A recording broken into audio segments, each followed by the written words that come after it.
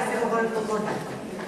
Profesora de Derecho Eclesiástico del Estado y además experta en feminismo, por supuesto, y de género, y investigando en muchas líneas que tienen que ver con esa mirada de género que nos interesa. Me quedan. Buenos días, seres humanos.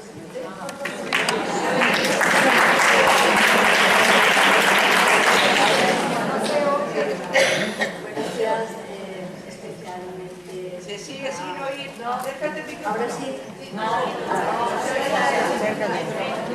Bien, decía que buenos días, seres humanos, y buenos días especialmente a aquellas mujeres, gracias al esfuerzo que están realizando para que se haga posible el 23º Feminario, y en especial a Rafaela Pastor, porque nunca tira la toalla y porque siempre hace posible que se haga magia. Gracias por estar a todas ustedes aquí. Bien, antes voy a hacer una declaración de principios y es cuestión número 1. Me voy a poner en los conocimientos situados. Quiero decir que me declaro queer, puesto que creo que es interesante ir más allá de los binarismos. Y la cuestión número 2 que también es interesante es siempre estaré más cerca de cualquiera de los feminismos que de aquella persona que no se declare feminista. Por favor, coordinémonos, siempre coordinadas iremos mejor a cualquier sitio.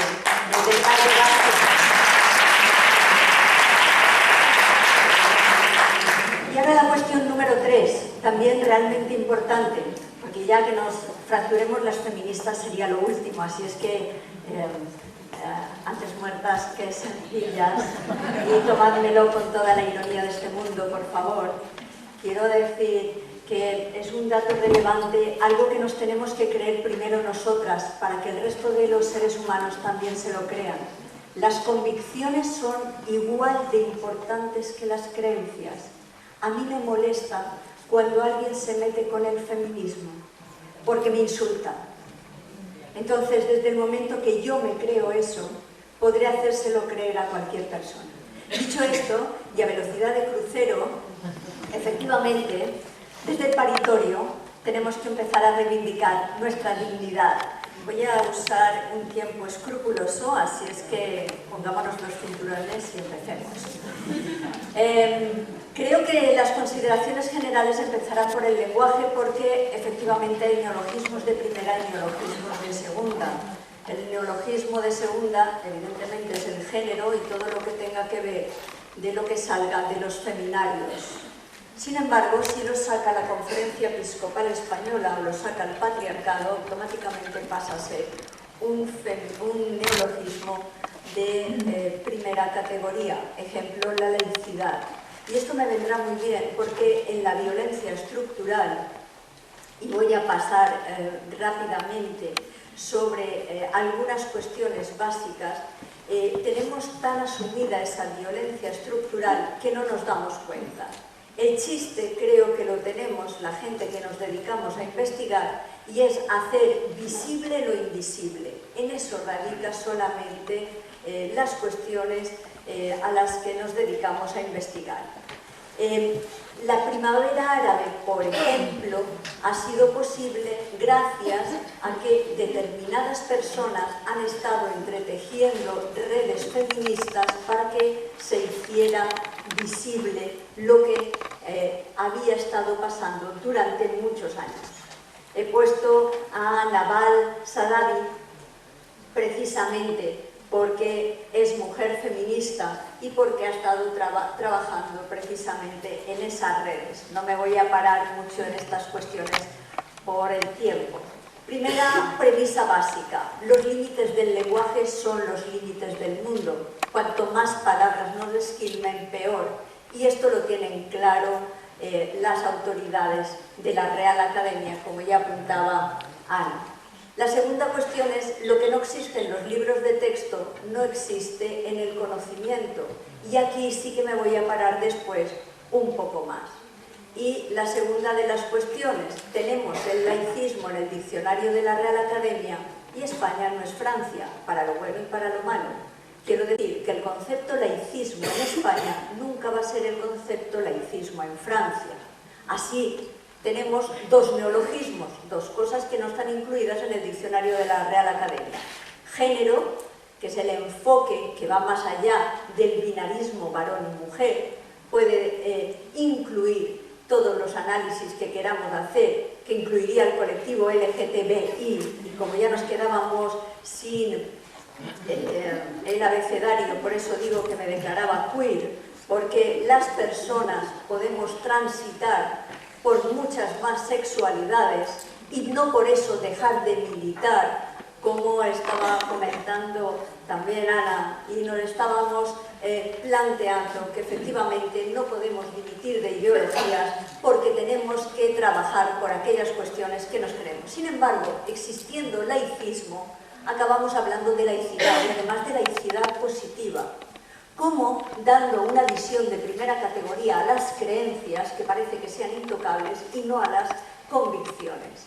Y esto es importante, porque en los libros de texto no estudiamos que hay violencia de género, que en Naciones Unidas ha explicado qué es violencia de género, y sin embargo, en las facultades de Derecho estas cuestiones no están explicándose cuando hay una declaración sobre la eliminación de violencias contra la mujer dentro de la Organización de Naciones Unidas, diciendo que es aquella violencia sexista que tiene como resultado posible o real un daño físico, sexual o psíquico, incluidas amenazas, coerción o la privación arbitraria de libertad en la vida pública o en la privada. De hecho, John Galton, y aquí me lo voy a saltar para ir un poco más rápida, nos dice que la violencia estructural es esa violencia invisible. Si esto fuese un iceberg, sería toda la parte grande del iceberg, la parte de abajo, esta que no vemos pero que sentimos muchísimo. Y además voy a comentar algo que Amparo Rubiales decía antes y que estamos intentando en la facultad que se explique. Los usos alternativos del derecho, que en Harvard se está explicando desde las teorías jurídicas feministas y que aquí nos está costando una barbaridad poner en marcha. Y además, planteándolo desde otro punto de vista básico, como diría Ana Freixas, tú dame el dinero que yo sabré qué hacer con él. Y efectivamente, porque los presupuestos no solamente son documentos financieros, los presupuestos son también documentos políticos y no estamos allí para decidir qué es lo que queremos y cómo queremos que se gaste el dinero. Y si las religiones tienen influencia y cada vez más están teniendo influencia en el Parlamento Europeo, esos presupuestos también van a tener influencia religiosa. Ejemplo, Angela Merkel. El marco jurídico internacional, con la convención de la CEDAW, que además tiene una resolución, la resolución 23, en la que me dice que el concepto masa crítica, yo no voy a poder cambiar ninguna política si no existe una masa crítica suficiente para cambiarla. La resolución 19, que me está hablando de todas estas cuestiones con respecto a las violencias, y eso tampoco se explica en las facultades de Derecho.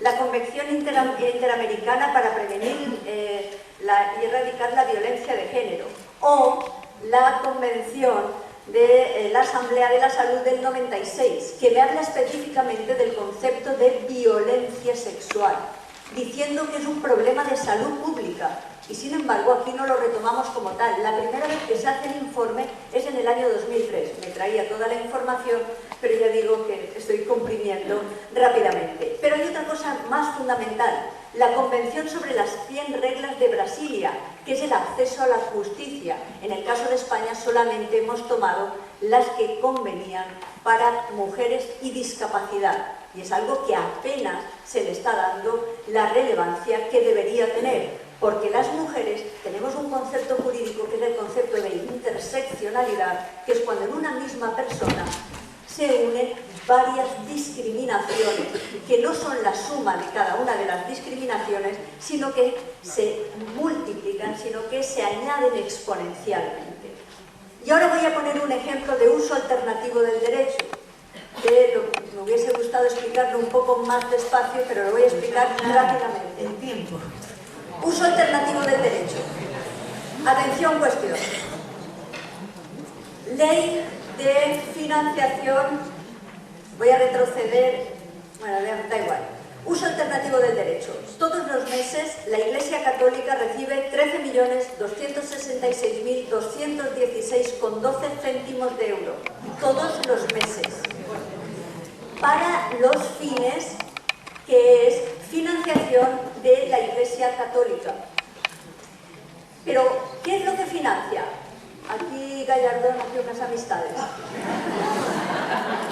Código canónico, canon 1254.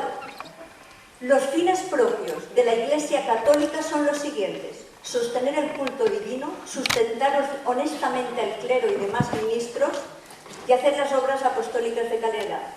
Eso es el 60% de los 13 millones y pico que les acabo de comentar. Pregunta que les hago: ¿cuántas mujeres hay en el clero y demás ministros? Ah, ninguna, que se me había olvidado. ¿Bien? Real Decreto 1393 de 2007. Estructura de las universidades españolas. Artículo 3.5, apartado A, que dice que desde los respetos a los derechos fundamentales y de igualdad entre hombres y mujeres debería incluirse este apartado de derecho y respeto. ¿Sabéis en qué planes de estudio? En los planes de estudio que procedan. ¿Me puede decir alguien de las personas que están aquí presentes cuáles son los planes de estudio que no procede? Otro uso alternativo del derecho. El Consejo Superior de Investigaciones Científicas, mientras se están dando los 13 millones sin recortar un céntimo, tiene lo que se llama ahora mismo gráfica tijera. Quiere decir que cada vez hay menos mujeres y cada vez hay más recorte. Esto significa que un Estado aconfesional da más dinero a una confesión que a financiar investigación. Esta era el que se estaba comentando. Acabo con esto. Las mujeres deciden, las sociedades respetan, el Estado garantiza y las iglesias no intervienen.